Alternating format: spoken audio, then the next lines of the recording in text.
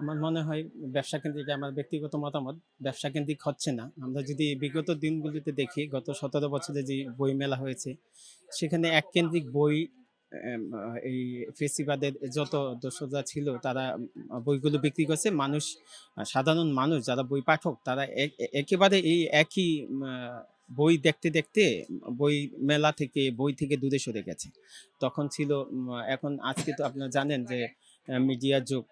তারপর হচ্ছে আমাদের ফেসবুকে, ইয়েতে সবাই জানতে পারতেছে। তো যখনই একটা ভুল শিক্ষা দেওয়া হইছে এতদিন, প্রাইমারি থেকে, স্কুল থেকে শুরু করে সব জায়গায় একই গীতিকারের সুরে একই গান, একই শব্দ, এরকম আরকি। শেখ মুজিব, জয় বাংলা এরকম ছিল। তো মানুষ ওগুলো পছন্দ করতো না, একটু ভাটা দিছে। তো গত ২৪ এ আমাদের বিএনপির এই জিয়া স্মৃতি পাঠাগার এবং জাতীয়তাবাদী প্রকাশনার, ইতি প্রকাশন, জাতীয়তাবাদী প্রকাশন, ওই পাশে সরাদ্দি উদ্যানে, এখানে আমাদের স্টল নিতে দেয়নি, কাজ করতে দেয়নি। কোনো বই ছবি থাকলে তাদের গ্রেফতার করা হয়েছে, গুম করা হয়েছে। এই জায়গা থেকে মানুষ, কিন্তু সাধারণ মানুষ, পাঠকরা এগুলো টের পেয়েছে যে আমরা আসলে আসল কিছু জানতে পারি না। সেই ক্ষেত্রে এই ১৭ বছরের একটা এখনো চলে আসছে, মানে আছে মানুষের মধ্যে জড়তা।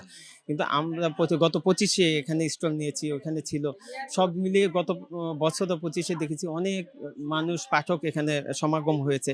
সেক্ষেত্রে আমাদের পাঠা মা মা ইয়ে পদে নাই। কিন্তু আমাদের যে প্রকাশক আ ছিল, এরা লাভের দিকে না তাকিয়ে, মুনাফার দিকে না তাকিয়ে স্টল দিয়েছে। যে ৳১০,০০,০০০ ৳১৫,০০,০০০ একটা স্টলে খরচ হয়েছে। উনি হয়তো ৳৫,০০,০০০ ৳৩,০০,০০০ উঠাইতে পারছে। মারা সবচেয়ে বড় একটা মার্জিন লস আসছে। তারপরেও ব্যবসার কথা চিন্তা না করে এই বইগুলো আবার নতুনভাবে ছড়িয়ে দেওয়ার জন্য, মানুষকে জানানোর জন্য, মা মা বইয়ের যত ভালো বইগুলো আছে, যেগুলোতে মানুষ সত্য কথাগুলো জানবে, লেখকদের প্রযুতি দশা, যে সমস্ত লেখক আছে তাদের বইগুলো ভালোভাবে বিক্রি হয়েছে। গত বছর মা মা খুবই ভালো বিক্রি হয়েছে, মানুষের আনাগোনা। এবছর তো দেখেন, এই যে আপনি, আজকে তো শুরু হয়েছে। আজকে দেখেন এখানে কত মানুষ, পাঠকরা আসছে, জনগণ আসছে, এসে বই দেখছে, বই কিনছে। হ্যাঁ, এই রমজানের মধ্যেও আমরা যেটা ভয় পেয়েছি, তারপরেও মানুষ আসছে, আ বই কিনছে।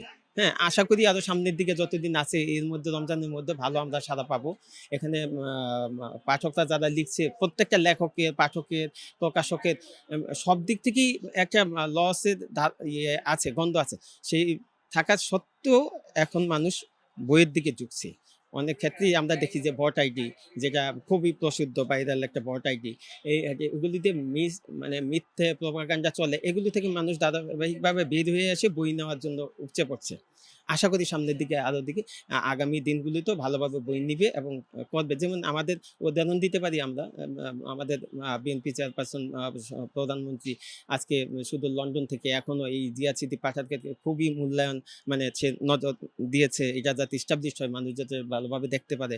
এটা আমরা ৬৪ জেলার মধ্যে, এখন ৪০ টা প্লাস জেলায়, যেখানেই বিএনপির অফিস, সেখানেই পাঠাগার। এই স্লোগানে আমরা কাজ করে যাচ্ছি।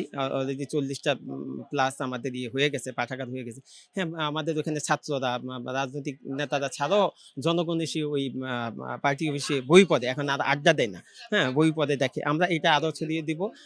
আজকে এই জিয়া স্মৃতি পাঠাগারের নেতৃত্বে আমরা আরো এগিয়ে যাব আশা করি। আর সব মানুষ আমাদের বইয়ের দিকে আমরা যত পারি ঝুঁকানোর চেষ্টা করব।